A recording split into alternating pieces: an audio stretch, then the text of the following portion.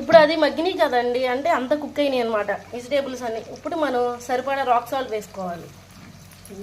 దీనికి సరిపడా అదే 1 స్పూన్ కారం వేసుకోండి. ఇప్పుడు అవన్నీ కుక్ అయినాయి కదండి, చింతపండు రసం పోసుకుంటాను. తగినంత వాటర్ పోసుకోండి. అవి కుక్ అవ్వాలన్నమాట, అందుకు సరిపడా వాటర్ చూడండి. ఇప్పుడు కొంచెం చిటికేడు పసుపు వేసుకోండి. నేను మనకి సాంబార్కి కావాల్సింది సాంబార్ పౌడర్ కాబట్టి 1 స్పూన్ సాంబార్ పొడి వేసుకోండి. ఇప్పుడు అదంతా మిక్స్ చేసుకోవాలన్నమాట. కొంచెం బెల్లం వేసుకోండి టేస్ట్ కోసం. కొంచెం అంటే కొంచెమే వేసుకోండి ఫ్రెండ్స్, ఇంత. ఇప్పుడు పులుసు తెరులుతుంది కాబట్టి మనం పప్పు వేసుకోవాలి. ఇప్పుడు పప్పు వేసుకున్న తర్వాత మనం కొబ్బరి వేసుకోవాలి.